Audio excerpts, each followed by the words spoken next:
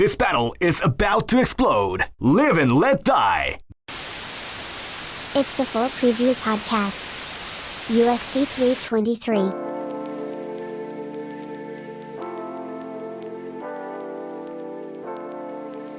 What's up, guys, and welcome to a new edition of the full preview. We have the full preview for UFC 323 this time. We're back at the T-Mobile Arena in Las Vegas because we have the last pay-per-view of the year. We have a good one here. We have two title fights, and the rest of the card is pretty stacked actually. Not a lot to complain here.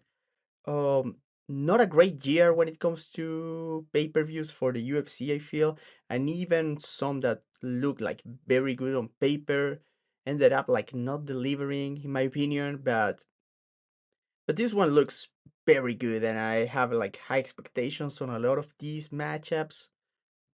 We have 14 fights, and we are running a bit later than usual here. Already Friday for me. It is past 12, and no fights have fallen off, but we still have weigh-ins, so maybe I'm jinxing it here. But yeah, I mean, we have plenty of fights, so why don't we get into the first prelim of the night and we can talk about that. We kick things off with a featherweight bout. We have a fight between Mohamed Naimov and Mairon Santos. So let's begin with Naimov, a powerful tactics-based striker who prefers open, neutral space. He works behind constant feints, looking to trigger reactions and create windows for explosive single shots. Switch stance kicker with a diverse arsenal, targets all levels and mixes in spinning attacks, including spinning kicks. His most consistent scoring weapon is the heavy low kick, used both proactively and reactively. On the lead, he'll fire short 2-3 punch bursts. Otherwise, he relies heavily on single, high-impact strikes. He's dangerous as a counterpuncher, timing hooks and uppercuts on entries or during exchanges, but he struggles when consistently pressured. He remains live with counter threats, even backing up though. Defensively, he prefers to work from distance, using evasive footwork and reactive shots. Under heavy fire, he can get stuck on the fence with limited layered defense. He's physically strong in the clinch and hard to hold in place. The grip fighting fundamentals can be inconsistent, but he uses strength and urgency to break free. He's urgent and determined in get-ups. He usually prioritizes exploding back up to the feet rather than playing extended guard exchanges. His defensive grappling relies on athleticism rather than structured technique. He's athletic, explosive, and always dangerous with sudden offense. The biggest issue for Naimov is that he struggles with pressure and prolonged exchanges, where his low volume style can be exploited. Against him, we have Mairon Santos, a dynamic kickboxer with explosive athleticism, 25 years old with 17 pro bouts, already experienced despite his youth. He prefers open space, using feints to control pace as he throws most strikes with full power. Quick and powerful with sharp shot selection, he's good at moving opponents into shots and intercepting entries with linear strikes. A punishing front snap kick to the body forces respect from his rear hip feint, allowing him to set up hand and kicking attacks across all levels. He builds off reactions effectively, though volume can dip when opponents don't give him the triggers he wants. He's solid defensively with good footwork and responsible high guard and head movement. He can expose himself looking for counters, but he has strong awareness. Physically strong in the clinch with varied grips and good footwork to defend takedowns both in open space and against the fence. Strong knees and elbows complement his clinch game. Offensive grappling remains a question mark at higher levels. He looks more physical at 145, considering that he was initially a bantamweight in his career and has been getting grappling reps, showing signs of improvement. Defensively, he scrambles urgently and resists being held down, but has proven himself against elite wrestlers. Intangibly tough and clearly developing very fast for his age. The main issues for Mairon Santos is that he's still inconsistent technically at times, and his grappling upside remains untested. So we have an action bout at 145 as our opener.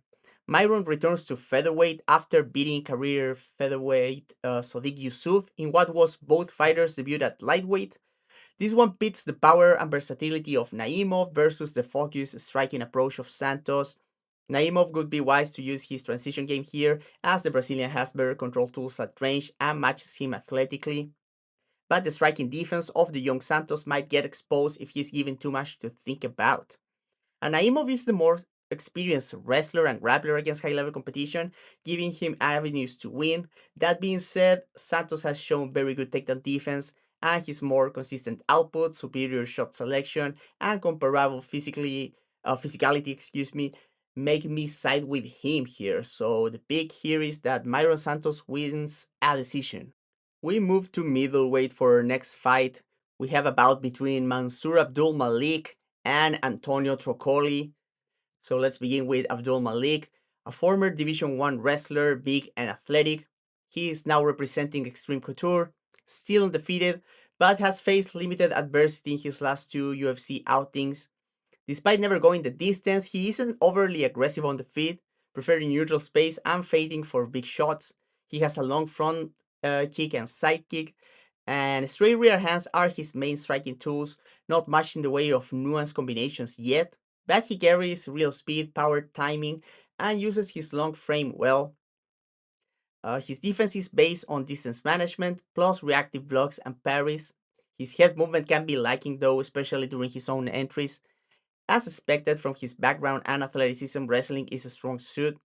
Not a ton of setup for takedowns, but he reliably catches kicks. He often has to drive opponents to the fence to finish entries. But he's very strong at finishing takedowns on the cage, upper body trips, throws, or level changing to the legs. Once he gets opponent on the ground from top, he prioritizes damage with heavy ground and pound, which is his best overall asset, I would say. He controls well from wrestling positions, only giving space when hunting for big ground and pound. He's defensively solid with heavy hips and tough to hold down when he's surprised with a takedown. Despite limited adversity, he has shown glimpses of mental toughness and cardio that doesn't fall off after round 1. He has strong intangibles overall, but his striking defense and lack of connection between striking and wrestling remain his biggest issues. Against him we have Antonio Trocoli, a very long and decently athletic fighter. He's composed on the feet. Trocoli likes to walk people down behind long punches and his long frame, using good pressuring footwork. The ability to switch stances and attack with long front kicks complement his game. Defense is limited as he relies on his length and maintaining the initiative. It doesn't help that he both lacks head movement and fights with his hands low. He likes using his pressure to set up level changes against the fence. Not a super nuanced wrestler, and his level change is on the shallow side. But he's physically strong and knows how to use his long levers well to get the fight to the ground. On the ground, he's a dangerous grappler with good back takes and the ability to finish chokes from many positions. His control is also solid, and his stiff ground and pound helps opening up passes and submission attempts. Trocoli has a decently well put together game, but he lacks craft in his striking and wrestling, particularly in striking defense and takedown setups. The hulking Abdul-Malik faces off against the very long Trocoli here. The Brazilian is dangerous and has the length and pressure to exploit some of the defensive habits of the American. That being said, the matchup favors Abdul-Malik greatly here. While Trocoli has a sizable height advantage, the reach is almost equal. Abdul-Malik will be the faster and more powerful striker, and it's very unlikely he gets taken down by Trocoli's entries and finishes. Neither guy is very nuanced defensively, but Abdul-Malik seems to have better reactions and mobility on top of being the more natural hitter. I think that Abdul-Malik gets a second round knockout. We move up one division for our next fight, as we have a bout between Ibo Aslan and Iwo Baraniewski. So let's begin with Aslan, a powerful kickboxer with a straightforward neutral space approach built around big leg kicks, a stiff jab, and his big right hand. He prefers to set up a steady pace at mid-range, mixing probes with feints and looking to draw out reactions he can counter. His punches past the jab are loopy, but he has good timing and decent accuracy, and once he opens up, he can put combinations together with awareness. His counter ability is one of his strongest traits, and he's comfortable countering in combination. Offensively, he works in bursts, and his aggression can help him pull ahead in close rounds, but his mechanics aren't the cleanest. Defensively, he relies heavily on spacing. He uses a high guard and some pairing, including catching kicks, but consistent head movement is lacking here. His takedown defense looks solid as he's quick to secure underhooks, circle out, and fight grips inside the clinch to return to the center. In close quarters, he can generate space well and is good at resetting, but extending clinch or wrestling sequences remain less tested. Offensively, his grappling at higher level is still somewhat unknown, though he can maintain position briefly and look for strikes. Defensively, the first Trocoli fight shows some gaps, but his UFC rematch show improvement on the first layer takedown defense.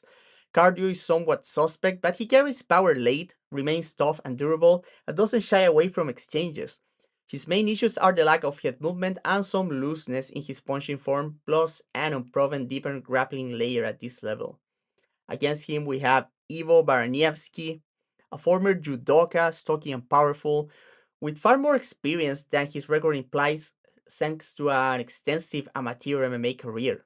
He's aggressive on the feet, feinting and moving his head on the outside, mixing in the occasional hard jab while hunting for power shots. Big leg kicks and a fast, dangerous right hand, thrown straight or as an overhand, are his main damage tools. There are solid defensive ideas in place as he moves his head both ways on the first layer and looks to angle out after throwing. He's also good at using his striking to transition into takedown entries, which adds another layer to his defense. As expected from his background, the clinch is a strong suit. He's very strong finishing takedowns there from a variety of positions, but he can also surprise opponents with trips attacking the legs in open space. From top, he prioritizes ground and pound, using it to pass to mount where he often finishes fights. He has also shown the ability to catch armbars during transitions when opponents expose their limbs. Not much of his defensive wrestling or bottom game has been tested, but he's an athletic scrambler who gets back up quickly when taken down. Baraniewski has solid attributes across the board and is decently well rounded, but the depth of his game remains a question mark against higher level opposition. We have a bout between hard hitters at 205. Aslan enters on a 2-fight losing streak, while Baraniewski comes in undefeated in Pro MMA after earning his contract on Contender Series. This is dangerous for both men early as they both carry big power and are used to facing someone who can match them in that department. Baraniewski has the edge in mechanics, but Aslan is likely the more comfortable kickboxer overall. The Turk has also more experience in longer fights and has shown composure and the ability to fight tired.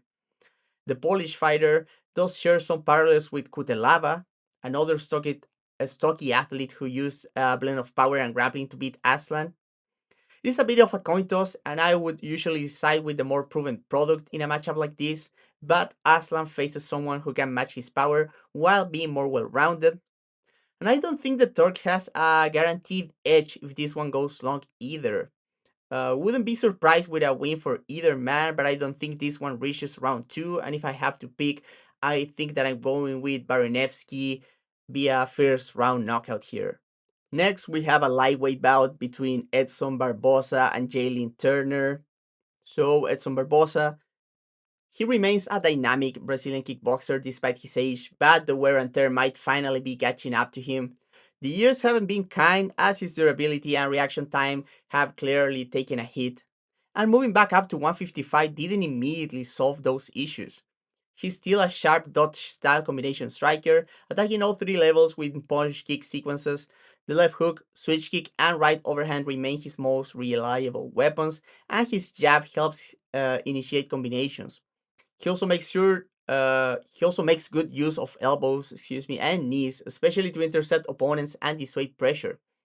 Defensively, he shows solid footwork and head movement, but his reactions are more rote now, and he can resort to big, predictable movements under pressure. Takedown defense is still a strong suit, usually only giving up takedowns to high-level wrestlers after prolonged pace and pressure. He can be pushed to the fence, but he's strong in the clinch, fight grips well, and frames off to exit. On the mat, he has shown real grappling skill with butterflies, regional guard work, and even some leg entanglements.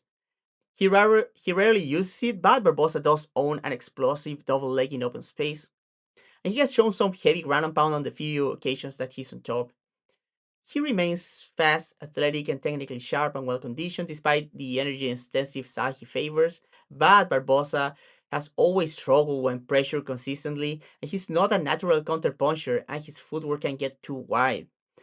And now diminished physicality makes that long-standing issue even harder to manage. Against him we have Jalin Turner. Turner comes into this fight after a short-lived retirement, still a very long striker who is dangerous both at kicking range and up close. He changes stances and can throw long 1-2s from both sides, plus long snap kicks to the body that keep opponents at the edge of his reach. Turner does his best work drawing counters or moving people on the outside into shots. He's also very dangerous in tight, with counter knees against entries and sharp short hooks and single collar tie strikes from mid-boxing range and the pocket. Defensively, he relies heavily on his length, but he can move his head decently well on the first layer. However, he becomes vulnerable when pushed back, as his stance can widen and defensive reactions get slower. In transitions, his height and long frames, along with loose clinches, can expose him to takedowns, but his takedown defense has genuinely improved in recent years, using his frame to his advantage with strong whistles and very effective wall walking. Offensively on the ground, he's dangerous, with brutal ground and pound and strong front chokes and rear naked chokes. From top, he prioritizes damage first, and from scrambles, he can snatch chokes quickly. Defensively, he usually looks to turtle on takedowns and uses his long frame to pause wide or elevate his hips, often baiting high backtakes to shrug opponents off. He's an athletic scrambler, but prolonged control can still trouble him. Turner's intangibles remain tied to his talent and physical gifts, but his resolve and commitment have come into question in the later part of his career, and it remains to be seen whether the brief retirement helped reset that. This is a fight between Turner, coming off a brief retirement, as we already mentioned, and Barboza, who many believe is nearing the end of his career himself. While Turner has still shown sharpness in recent years, his losses often came from unraveling late or making key mistakes rather than being outclassed. Barboza's resolve remains, but his physical tools have clearly declined. Even compared to the stronger 145 version of Barboza from not long ago, the matchup still leans heavily towards Turner in my opinion.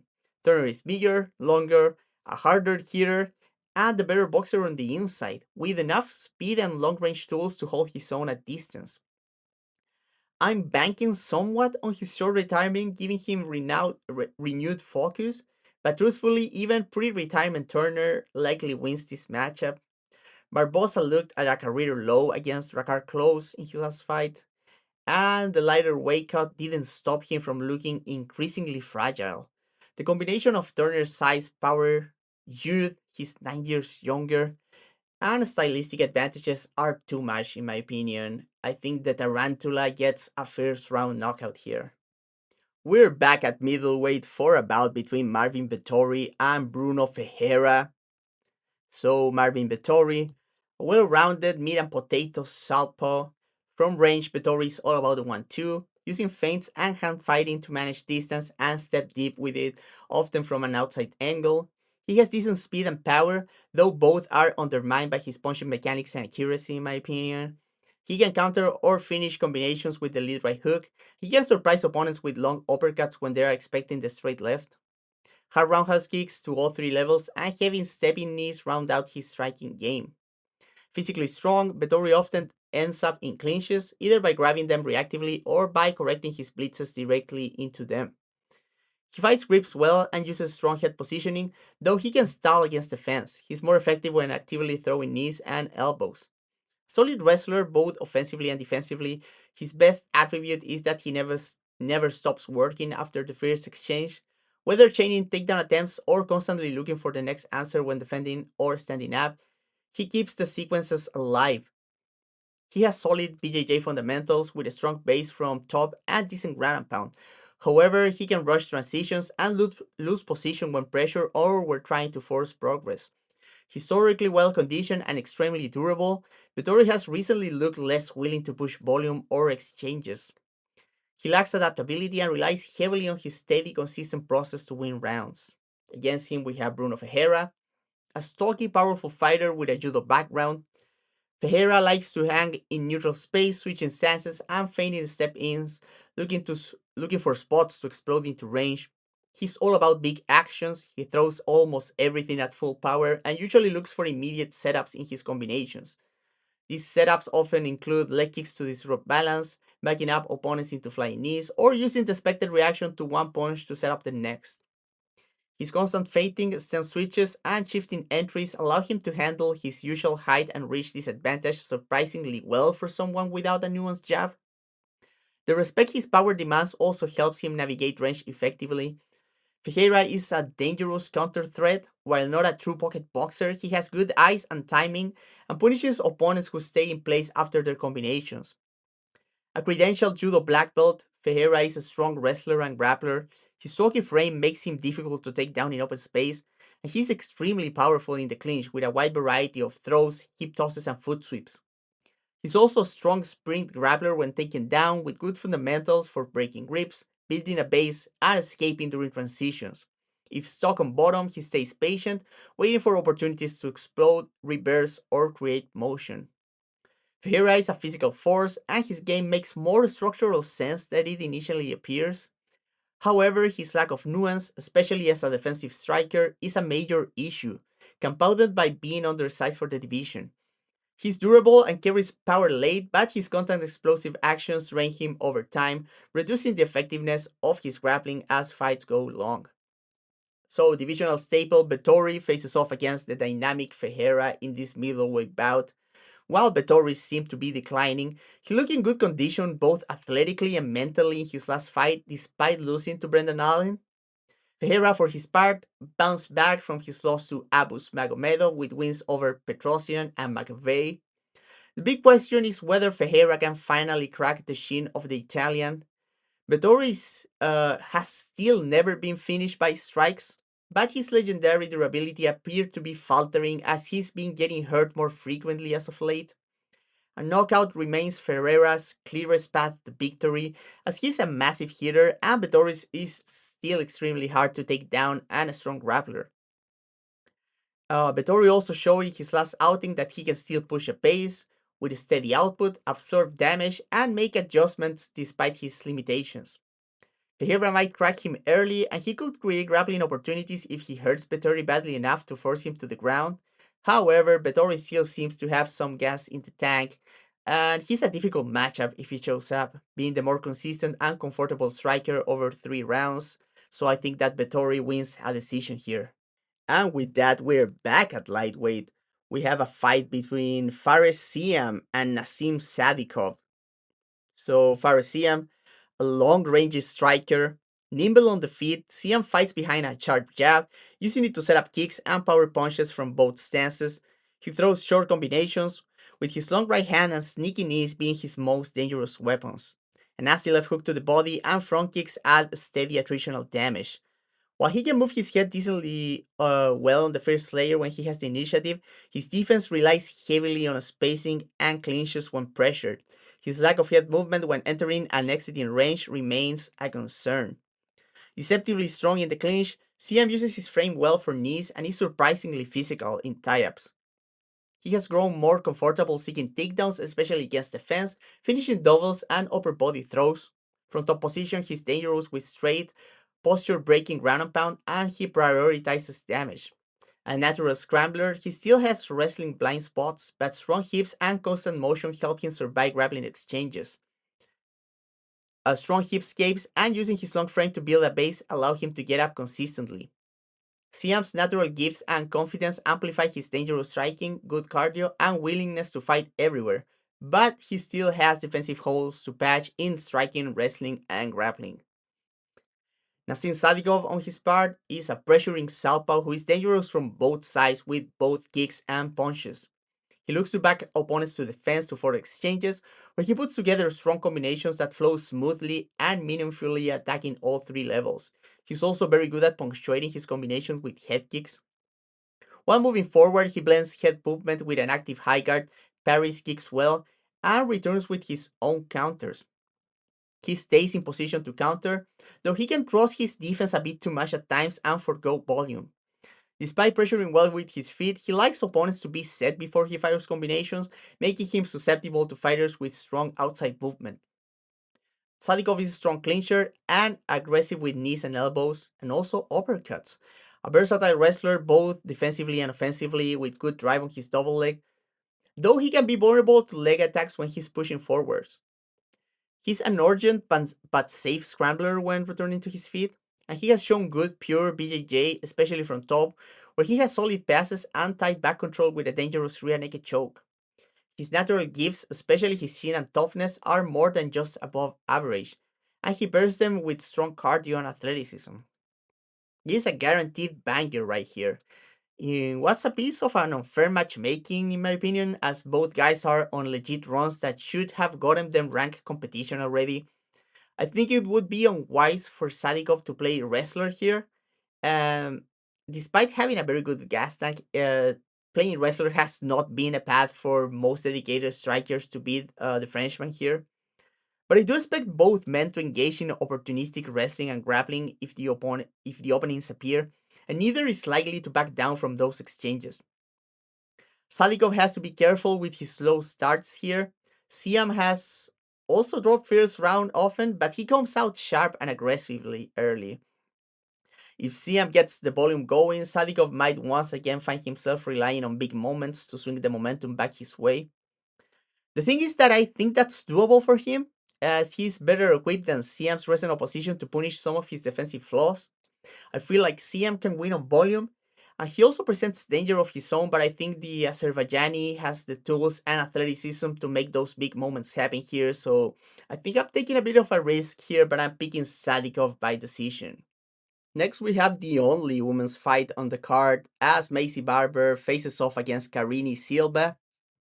So, Macy Barber, a natural athlete. Barber is a southpaw who, before her layoff, she was finally putting together a game that makes sense for me.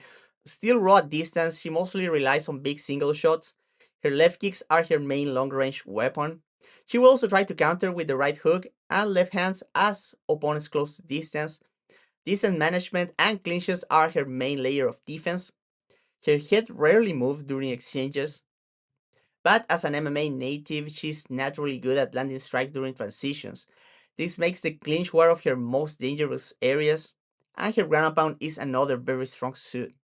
Her offensive wrestling isn't much to write home about, but her scrambling has become very good under Team Alpha Male.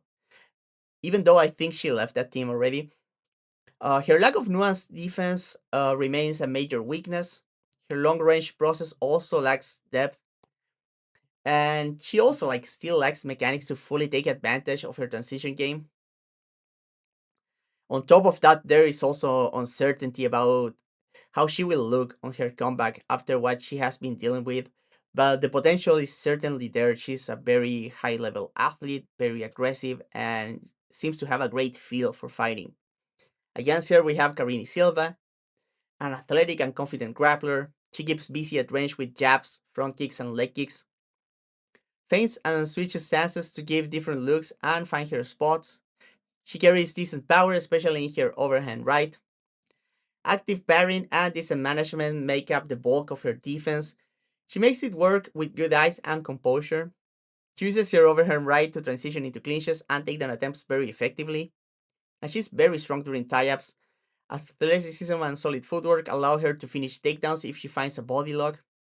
Single and double leg series is functional and allow her to finish against the fence. And she will also drop down for half guard entries to work her leg lock game.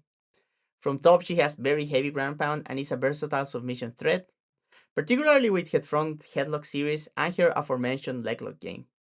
She's tough, but her cardio has been hit and miss. Her lack of depth and process on the feet is a problem. She can be controlled from top if she can't create space to get to their legs. This is a bout between athletic ranked flyweights. Barber comes back after a long layoff after dealing with undisclosed health issues, while Silva has been active and is coming off a close win against Diony Barboza. Silva has been good at winning fights in the UFC despite some inconsistencies in her style, but struggled when facing a structured fighter who could match her physically in Viviane Araújo. She also didn't like the athletic parity in her last fight and relied on her superior gas tank to take the scorecards on that one. Barber might not have the structure of Araujo, but she's a hulking athlete and one with a gas tank to boot. I would expect Silva to have a decent edge on the ground, but I'm not sure her wrestling is up to the task here. I just expect Barber to be more active and aggressive and making the Brazilian uncomfortable throughout the bout. This is counting that Barber looks like herself here, but we're counting on that here. So if she does, I think that Barber wins the fight. Barber takes a decision. And we have yet another lightweight bout as Terrance McKinney faces off against Chris Duncan. So McKinney's a real do or die fighter. In 24 pro bouts, McKinney, win or lose, has never seen the scorecards. Mostly a southpaw, he starts fights extremely fast, usually attacking with big kicks at open space, especially to the body. Deceptively long and quick, he connects clean long punches when pressuring and is fast at landing effortless knees when opponents close the distance. Punching off his knees and kicks is another strong suit. Defense, especially when pushed back, has consistently been a major issue for him. While his willingness to throw back along with his speed and power has saved him in the past, his lack of layered defense in exchanges remains worrying. He also has been punished many times for his habit of dipping deeply to his left side when unsure of what's coming. He has been finished multiple times off that read. Wrestling is a strong safety blanket and a major part of his game. Especially early, McKinney is a monstrous wrestler with a sharp mix of physicality and solid technique. From top control, he's very suffocating, mixing rights with more traditional BJJ positions and carrying a good arsenal of submissions. Beyond his striking defense, cardio has always been an issue, likely a product of his frantic pace more than a traditional conditioning problems. These cardio issues becomes even worse as his lack of depth shows. His bare-bone defensive mechanics are easy to exploit when he loses explosiveness. McKinney has supposedly been working to improve these weaknesses, but we have yet to see meaningful evidence of it. Against him, we have Chris Duncan, a hard-working, well-rounded fighter. Duncan has been making steady improvements under ATT throughout his UFC run. He hides behind a solid jab but relies more on powerful kicks, especially to the legs, and has become more consistent with his forward pressure. Once he draws reactions, he shows solid shot selection aided by his combination work and his ability to punch off his kicks. Foot speed can be on the slower side, but he carries respectable power. He likes shifting on entries and is a willing counterpuncher when forced into exchanges. Defensively, he has the basics covered, he manages the distance well, and complements his high guard with fierce layer head movement and solid footwork. However, he has been vulnerable to stray shots at range and can favor slipping to his right a bit too predictably. A willing wrestler, Duncan has improved his ability to shoot off his strikes, and his shifting entries help disguise attempts. His takedown mechanics aren't great, but he's gritty, physically strong, and willing to change attempts together. A solid all-around grappler with good passing and ground and pound fundamentals, though nothing stands out, he says in the hole is his guillotine, which he often finds in transitions and which has been both a consistent finisher and an effective sweeping tool. Takedown defense has been solid, and when grounded, he's quick to work butterfly hooks or wall walk his way back up. Duncan is very tough and well conditioned. The main thing holding him back are his occasionally janky mechanics and his tendency to lack a reliable second gear. This feels like a two-outcome fight. Duncan not being the quickest and also being a bit of a slow starter mixes very badly for him against the first round marauder that McKinney is. But he has handled dynamic, explosive fighters just fine in his last few outings.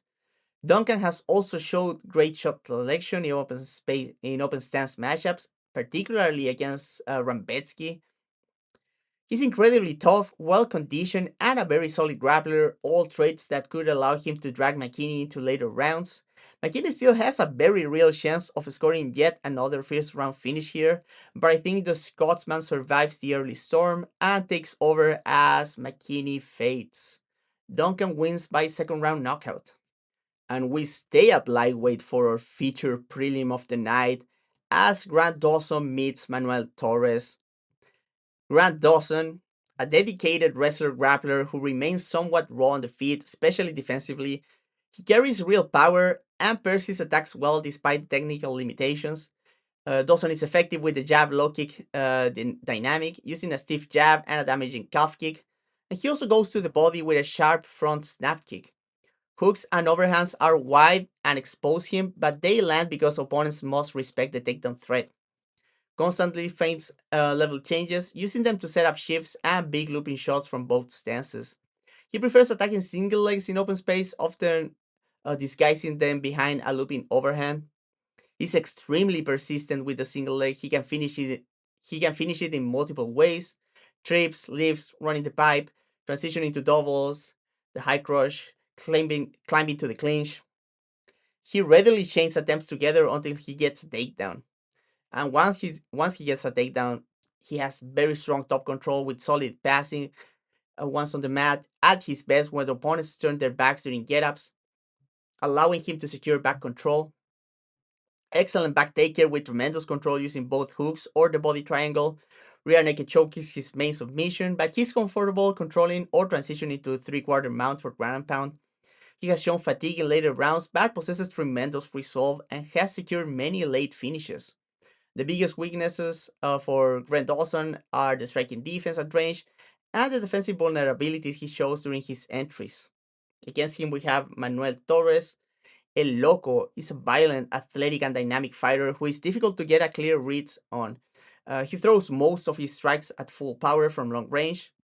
He's the owner of a stiff long jab that he pairs well with a heavy calf kick and long front snap kicks to the body and head. He often looks to fight hands or work behind the jab to create openings for power shots. He can throw hooks long from range or compact up close, carrying real power in both hands. Manuel Torres possesses a strong timing, rhythm, and an eye for openings. He has excellent instincts on offensive changeups and mixes kick targets, alternate hooks, uppercuts, straights, and integrates knees and elbows fluidly. He's also comfortable creating offense from both stances and attacking from either side regardless of the stance matchup. He stays balanced, though his attacks and reads well, but tends to keep his chin high up in the air. Defensively, he uses parries and a high guard, but relies too much on leaning back, which can expose him. He's also a legitimate grappling threat in addition to his striking danger.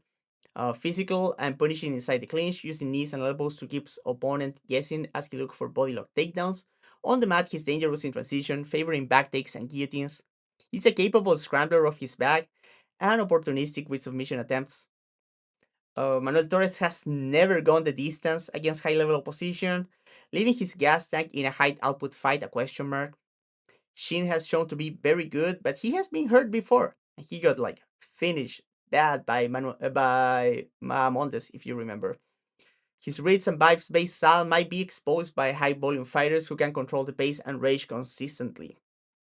This beats the ever-present danger of the awkward but dynamic Torres against the powerful, process-driven wrestling and grappling of Dawson. The key questions are whether Torres can keep this on the feet, for how long, and whether that window is enough for him to finish the American. It is notable that two of Torres' three losses have come by submission, but on the other hand, both of Dawson's losses came by knockout. Torres has shown himself to be a capable grappler, but Dawson has been putting on top game clinics against high-level grapplers lately, including Carlos Diego Ferreira, Solecki, and Garcia. This makes me believe Torres will really need to get an early finish here or a moment of brilliance in between takedowns. And while he's exactly the kind of fighter who can create those moments, I can't count on him to do that consistently. I think that Dawson is reliable enough with his takedowns and drags Torres into deep waters to win a decision. Before moving to the main card, I want to remind you guys that you can support the creation of this podcast and all the videos that I do going to Patreon, patreon.com/fightsite. You can find a lot of exclusive content there. And if you are of the $5 tier, you can join our Discord server that is very cool. A lot of cool people there with whom you can talk about combat sports and all kind of stuff. If you're not interested in that, maybe you might be interested in getting some merch. Remember, you can visit the fightsiteshop.fourthwall.com. Original designs inspired by combat sports. We have quite a few, so grab a t-shirt, grab a mug, grab a sticker, whatever you want. Everything helps. So yeah, remember, if you want to support me, you have those avenues. And with that, we move on to the main card. To open up the main card, we have a light heavyweight bout between Jan Blachowicz and Bogdan Guskov. So Jan finally gets a step down in competition after sitting near the top of the division for almost 5 years. After losing his debut to Volkan Oezdemir, Guskov has been on a strong run, now riding a 4-fight finish streak. But this represents a massive step out in competition for the Uzbek contender. Jan might be winless in his last three, but all of those were razor-close bouts against former champion Ankalaev, current champion Alex Ferreira, and likely next contender Carlos Ulberg. Guskov, meanwhile, has been feasting on lower tier competition, though he did clear his last step up with a quick finish of Nikita Krylov. This is very likely to be contested almost entirely on the feet. Both men can grapple, but the matchup dynamics point strongly towards a striking affair here. At this stage, Guskov may be the more explosive and dangerous finisher, but Jan's defense, experience, and durability have historically been very hard to crack. It's absolutely winnable for Guskov, especially factoring in Jan's age and the possibility of a sudden decline. But I haven't seen anything suggesting that Blachowicz is done, at least not against this level of opposition. So I think that the former champion Jan Blachowicz wins a decision. Next, we have a bantamweight bout between uh, Henry Cejudo, who is giving us his last fight here against Payton Talbott. So, Payton Talbott versus Henry Cejudo is a very strange fight on paper, even if it's still extremely compelling. It genuinely feels like they operate in different worlds. Cejudo hasn't won since returning, but still looks solid, if diminished, in losses to Song Yadong and champion Merab. Talbot, on the other hand, is one of the division's brightest prospects, though his hype train was slowed down by Raoni Barcelos' wrestling-heavy performance. For many, the math seems simple here. Talbot was beaten by wrestling, Cejudo is an Olympic champion, problem solved, right? But MMA isn't that straightforward. My hot take is that Barcelos is a very underrated MMA wrestler and has key advantages over Cejudo in this specific matchup.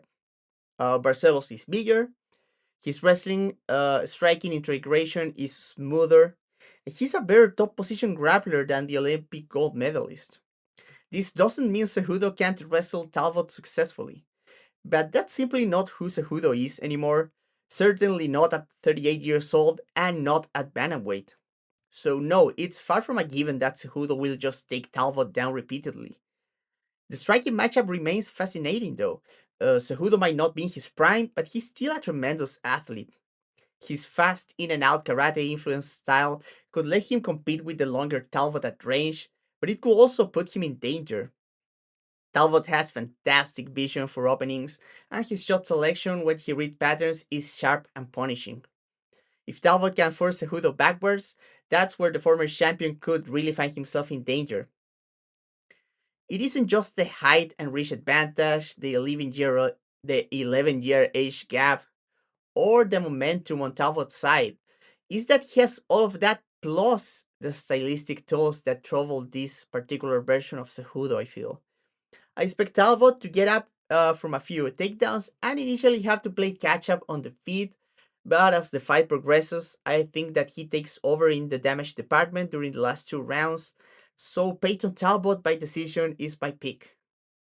Next, we have a flyweight bout between Brandon Moreno and Tatsuro Taira. So, Taira bounced back after his first career defeat to Brandon Royval, swiftly submitting Hyun-Sung Park. Moreno, who failed to win the title from Pantoja and then lost a split to Royval, has bounced back with wins over Albasi and Erceg. Even in the loss to Royval, Taira showed promise. He was outconditioned, but he showed tremendous heart and the ability to fight hard over 5 rounds. Moreno has some similarities and differences to Royval. He's a similar level of scrambler to Royval, maybe not as resourceful, but he's more physical and a better wrestler overall, I would say. Striking wise, Moreno nowadays doesn't bring the same level of volume, but he carries more power and accuracy. The lower output by Moreno might give Taira the chance to push forward here. Taira is fast, puts clean strikes together, and has power of his own, but he has to be careful with Moreno's jab and counterpunching ability. This being only 3 rounds matters. Taira is incredibly dominant and physically early, so this favors him. Moreno might be harder to take down than previous Taira opponents, not only because of his wrestling, but also his positioning and shot selection. But he's been inconsistent with volume and decision making lately. If he starts slow here, he might be fighting uphill. If Moreno is able to turn things around, will it be soon enough? He's been in the sport for 14 years and he's not the finishing threat he once was, and that might be what he needs in a 3 round fight here. I think Taira will have some of his deficiencies exposed again, but his overwhelming grappling early on and his control on the ground tip the scale in his favor for me, so I'm picking Tatsuro Taira to win a decision. And we stay at flyweight because Alexandre Pantoja is defending his title against Joshua Ban. Pantoja welcomes young trailblazer Ban in an attempt to get yet another title defense. The rising Joshua Ban bounced back from his first career loss to Charles Johnson, stringing together 5 impressive victories. Not only that, but against a variety of matchups and an increasing level of competition. In his last outing, he took a decision over former title challenger Brandon Royval in an all-out war that might have been the best fight of the year. Pantoja, on his part, hasn't lost a fight since 2020, and to be honest, I would argue that he beat Askarov that night. After a somewhat shaky title defense in a very close fight against Steve Erceg, Pantoja produced back-to-back dominant wins over strikers Kaya Sakura and Kai Kara France. While the Brazilian is far from a pure grappler, it is hard not to see this one as another grappler versus striker matchup. Pantoja still has to strike with Ban though, and he's not likely to be scared of doing so. He brings good qualities to this matchup, but he needs to be careful in a few areas. His aggression, especially early on, is likely to pay off. Ban is much less effective moving backwards, and his volume can be inconsistent before he gets his reads. If Pantoja gets in his face, he may be able to bank on an early lead. Pantoja is also an underrated kicker, something he showed against Asakura and Kara France, landing nasty kicks before finishing both with his trademark rear naked choke. Ban has struggled with kick defense at times in the past, and Pantoja's leg and body kicks could be big against a defensively sound and dangerous counterpuncher. Ban is still the more polished and technically sound striker, don't get me wrong, and he'll have chances to find big counters if Pantoja gets too reckless on entries, which he often does. Man has also remained composed against takedown threats and has plenty of counter wrestling tactics available to him. If Ban can take the front foot and generate pocket exchanges, his chances skyrocket here, and his own bodywork could be key to tiring the champion and limiting takedowns later. Wrestling-wise, Pantoja uses his aggression to create awkward trips and bodylock takedowns that are surprisingly effective. He has good timing and is very physically strong, but he's also aided by the reaction that his blitzes draw. Ban has defended takedowns from a wide variety of wrestlers now. He has been tested a few times in that department now. His low center of gravity and stellar athleticism are supported by key tactics that help him stay upright. I think the champion has been underrated as a complete package, and his win condition here is clear.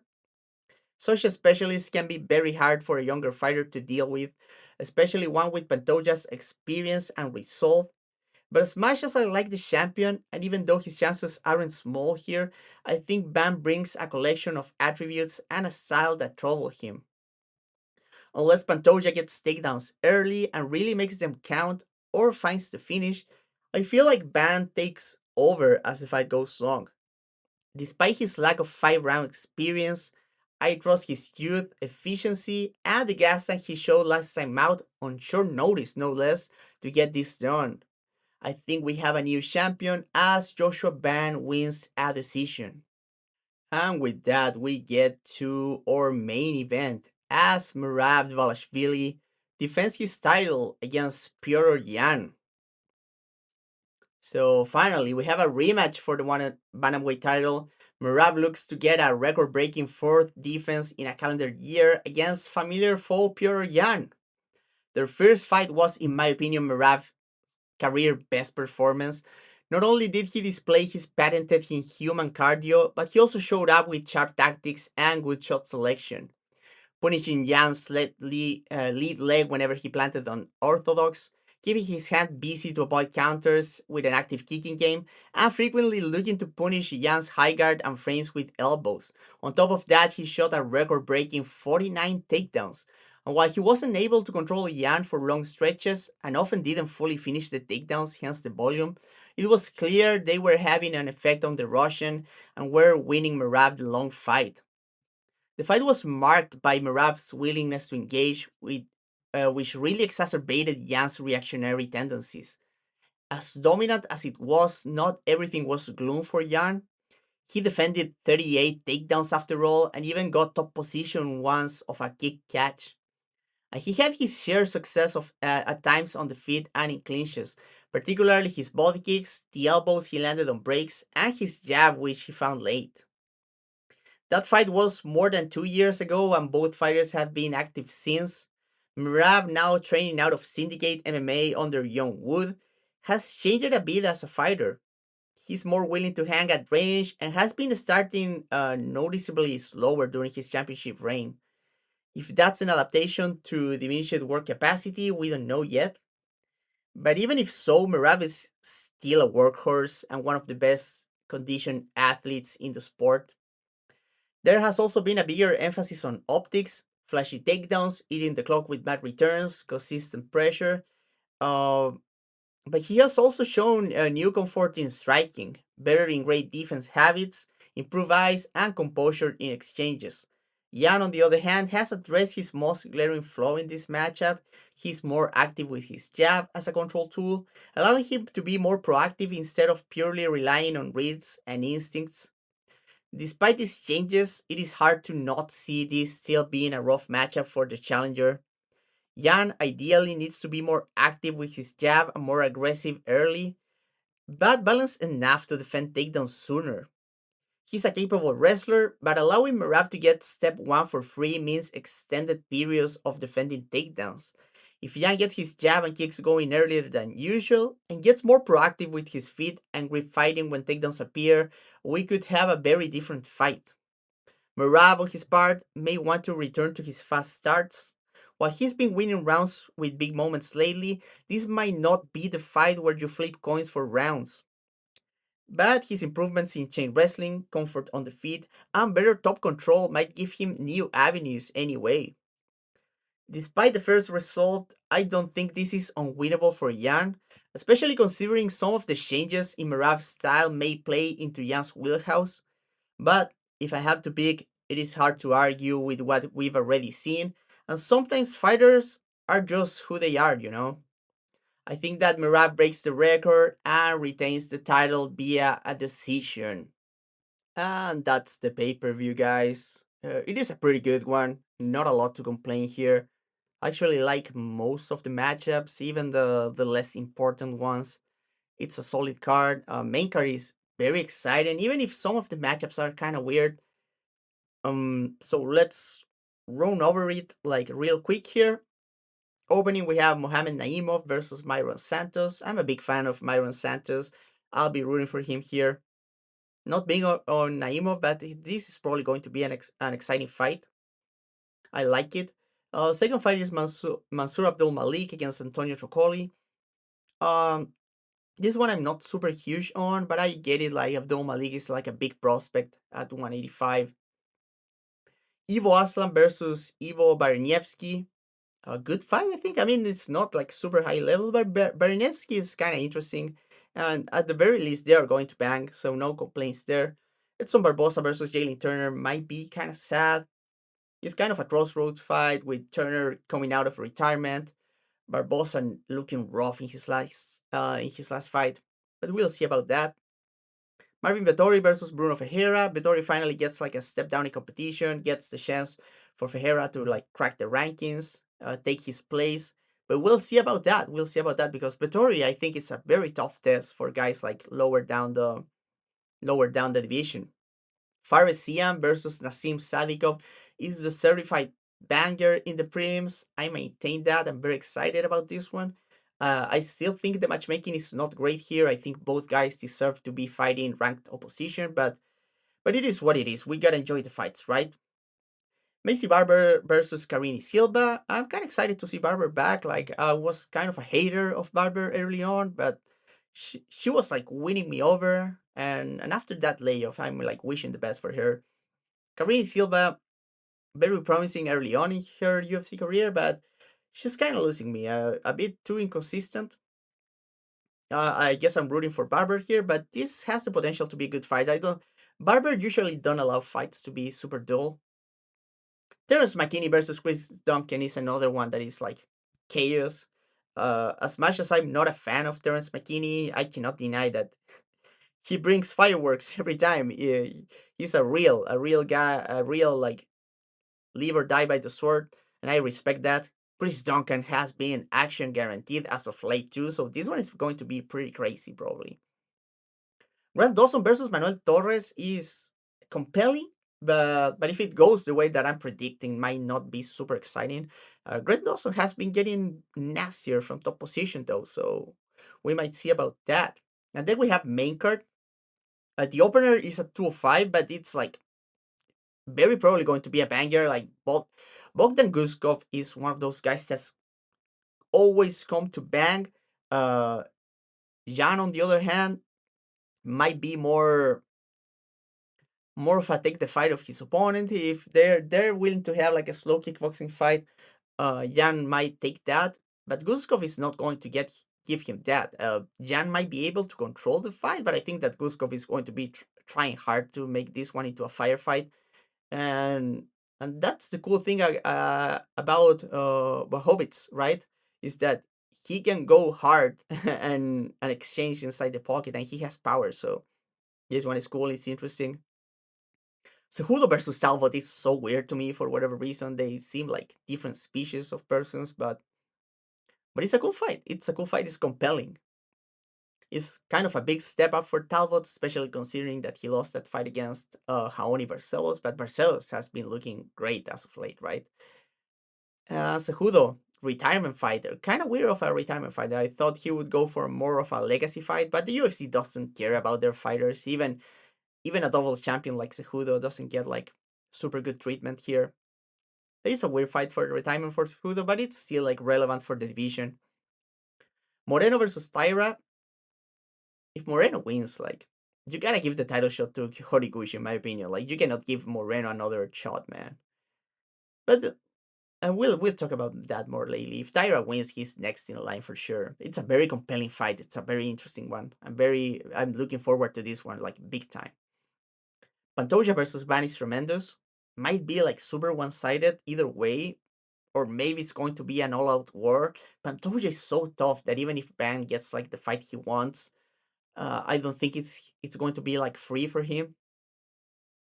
So yeah, I mean, we might have a war in the making here.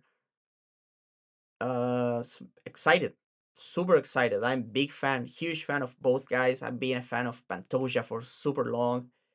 Joshua Van has been amazing ever since he came to the UFC. It's just a great fight that I'm going to enjoy. And the main event it's great, man. Guys, I'm not super high on Merab. I mean, not that I'm not high. I'm not like a fan of his style, but I cannot deny that Merab is tremendous.